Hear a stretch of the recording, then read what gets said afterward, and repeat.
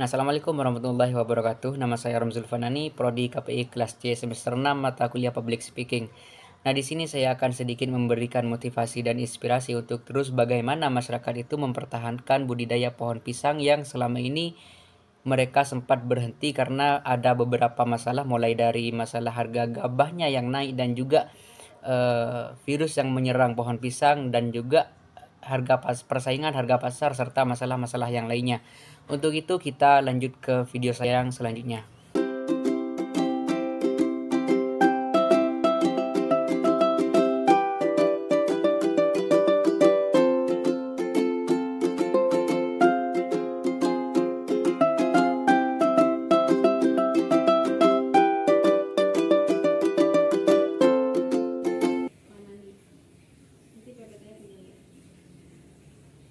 Ya,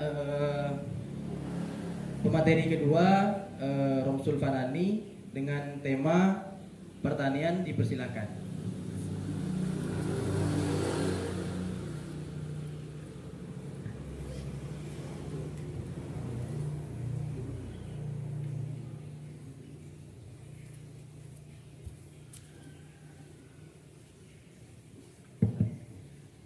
Baik, Assalamualaikum warahmatullahi wabarakatuh.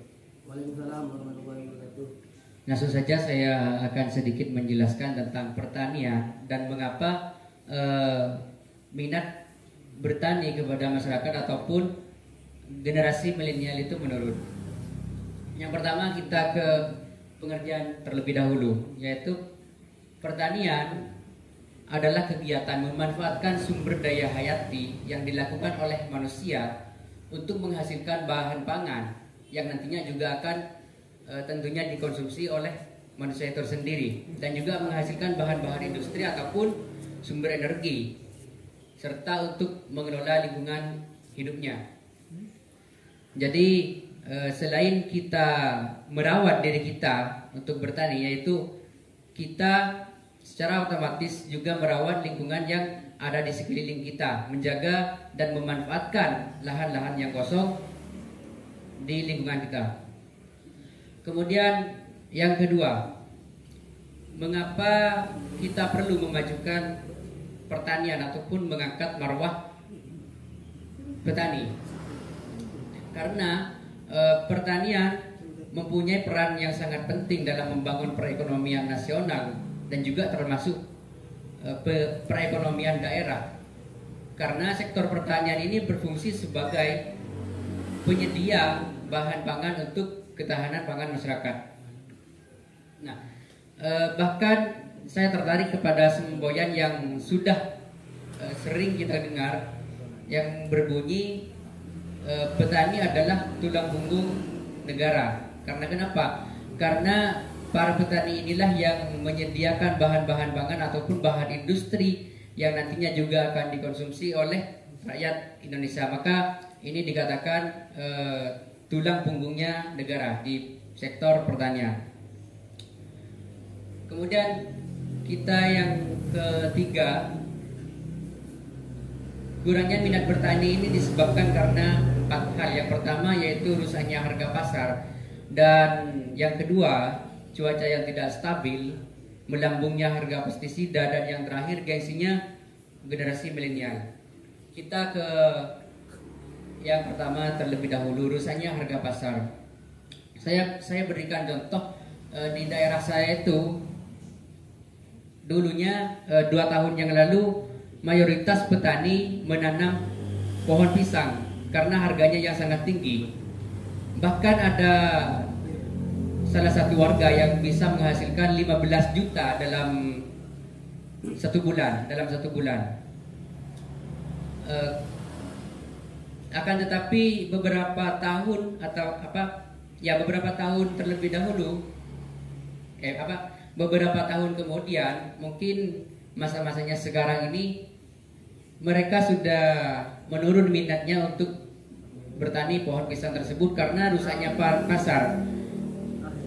Harga pasar yang rusak disebabkan karena adanya persaingan di pasar, yaitu masuknya pisang Banjar dari Banjarmasin itu ya masuk ke Surabaya, kemudian merusak harga pisang yang dari Madura. Itu yang bisa menyebabkan rusaknya harga pasar, sehingga pisang yang dari Madura itu tidak peminatnya berkurang ataupun pembelinya, karena harganya jauh lebih mahal daripada pisang Banjar yang kita sebut tadi itu. Kemudian yang kedua, cuaca yang tidak stabil. Cuaca yang tidak stabil ini juga mengakibatkan rusaknya tanaman yang sudah kita kelola. Seperti contohnya adanya penyakit pada pohon pisang tersebut yang kita sebut akhir-akhir ini adalah virus. Yang kita sebut virus karena setiap pohon pisang yang ada di lahan mereka itu tiba-tiba mengering lah. Dan kalaupun yang sudah berbuah itu buahnya rusak, hitam gitu. Terus yang ketiga, melambungnya harga pestisida karena minat bertani kita itu turun juga, harganya pupuk dan semacamnya melambung sangat tinggi lah, sehingga kita kehabisan modal untuk membeli pestisida itu. Kemudian yang terakhir gengsinya generasi milenial. Kenapa? Karena kita itu terlalu cenderung pada pekerjaan-pekerjaan yang mewah lah. Kalau bahasa kerennya itu berseragam seperti PNS dan semacamnya. Sehingga generasi milenial ini mempunyai sifat gengsi terhadap bertani. Kemudian yang terakhir, apakah petani identik dengan kemiskinan? Pertanyaannya, jawabannya tentunya tidak. Karena yang sudah saya sebutkan tadi contohnya, di daerah saya itu ada petani yang bisa menghasilkan 15 juta dalam jangka 1 bulan. Itu kan lebih gede dari gajinya kita yang pakai seragam gitu, 15 juta. Padahal pekerjaan bertani ini tidak ruwet, cuman pindahin air dari lahan satunya ke lahan satunya sudah cukup. Kalaupun satu hari di tengah sawah, kalau misalkan kita bertani tanaman padi itu ya, paling cuman menjaga dari serangan burung yang akan menggerogoti padi itu. Ya, mungkin hanya itu. Barangkali ada yang belum bisa memahami, silakan dipertanyakan.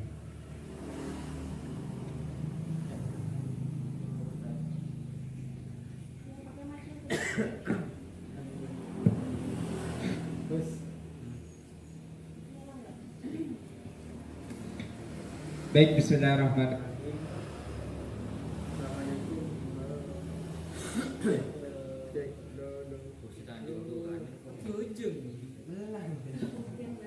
Cek cek.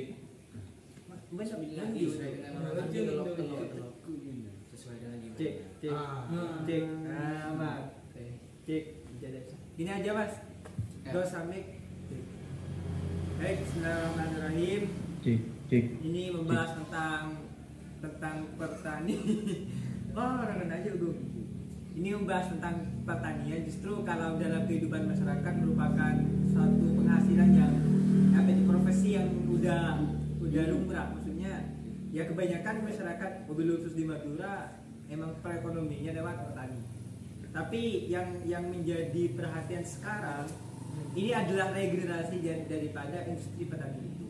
Kenapa? Karena mayoritas pemuda sekarang yang sudah eksis dalam media, sudah eksis dalam perkembangan zaman, tentu terjun langsung dalam dunia petani agak kayak gengsi. Nah, mengalami problem seperti ini, bagaimana perekonomian ke depan dan masyarakat? Toh kalau pemudanya sudah minim dalam minat untuk meneruskan generasi, meneruskan profesi ini. Makasih mas, mungkin seperti itu aja. Ya oke. Lebih tepatnya gini ya mas, bagaimana agar minat generasi milenial itu kembali terbangun untuk bertani gitu ya mas. Nah mungkin kita kepada penyebab ini yang 4, Yang pertama yaitu rusaknya harga pasar. Bagaimana kita harus bisa menstabilkan harga pasar yang sudah dirusak oleh ataupun diserang oleh pedagang-pedagang lainnya di pasar.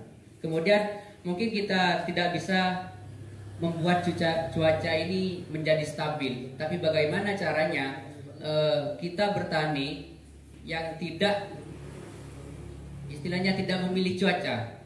Ini kan kalau musimnya jagung itu musim penghujan ya. Jangan hanya menanam jagung pada musim penghujan.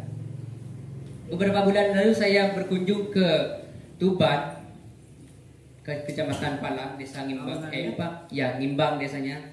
Itu menanam jagung pada musim kemarau dengan cara bagaimana agar jagung itu tetap subur, yaitu kita siram dengan air yang dibor beberapa masyarakat di sana. Dan kemudian yang ketiga, melambungnya harga pestisida juga. Ini merupakan saran kepada pemerintah ya, agar bisa menyesuaikan harga pestisida, agar kita itu mampulah untuk membeli pestisida. Kemudian yang terakhir gengsinya generasi milenial. Nah ini sebetulnya yang harus kita rombak, bagaimana generasi milenial itu minatnya terbangun untuk bertani, yaitu dengan cara diberikan motivasi bagaimana agar minatnya terbangun kembali untuk bertani. Saya rasa begitu Mas Rifki. Yang lain barangkali ada yang maunya.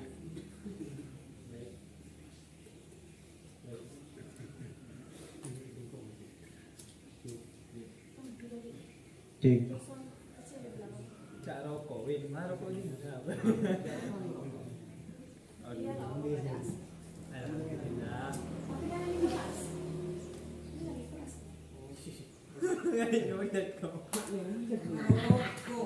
Baik, terima kasih. Oh, nah ini saya di kelas jangan. Yang kecil ini. Jelas banget sebagainya. Nanti belum bisa lagi Yang ingin saya tanyakan di sini adalah segampang itukah bertani dan menghasilkan penghasilan yang sangat besar? Karena realitanya di sini di orang Madura, orang yang sudah bertani itu tidak kunjung-kunjung kaya gitu. Maksudnya agak ragu gitu dengan pertanian. Betul ya. Ya, terima kasih. Mungkin begini Mas, kenapa petani itu tidak kunjung kaya dengan penghasilan yang demikian gitu? Karena mereka masih belum menemukan bagaimana cara bertani yang bisa menghasilkan jumlah nominal yang besar. Setelah saya sebutkan tadi ya, bertani pisang gitu, bertani pisang, tidak hanya di padi.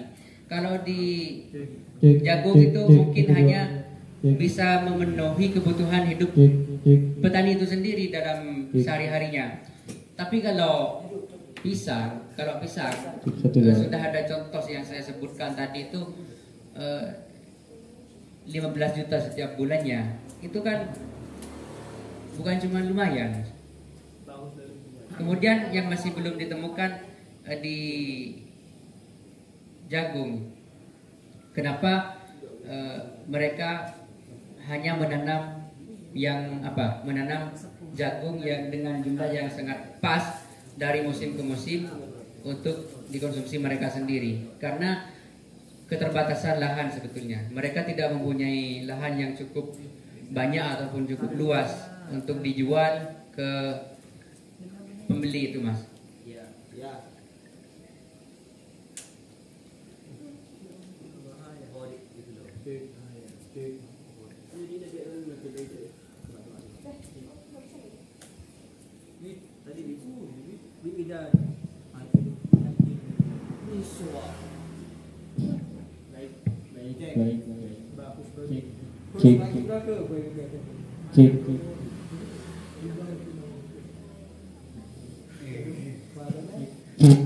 Cek 1 2 Baik, mungkin sedikit apa ya? Sedikit ada saran dari pemateri untuk bagi kita yang mempunyai lahan sedikit dan berangkat dari diri sendiri untuk bisa menghasilkan penghasilan seperti itu atau bertani dan pertanian kita menjadi sukses dan berkembang begitu. Sedikit tips. Ya, tips ya untuk kita yang mempunyai lahan sedikit ataupun sempit ya, berangkat dari diri kita. Nah, kalau pada umumnya di daerah saya itu memang lahannya tidak banyak. Paling banyak itu mentoknya sudah 4, 6, 5 itu sudah sulit. Saya sendiri sebetulnya mempunyai lahan dua lahan. Akan tetapi saya itu bertani lebih dari 2 lahan itu dengan cara meminjam lahan orang lain itu saya tanami, kemudian hasilnya kita bagi 2, itu mas. Itu cara yang efektif kalau di daerah saya untuk meningkatkan luasnya pertanian kita ke depan. Itu. Mungkin yang lainnya.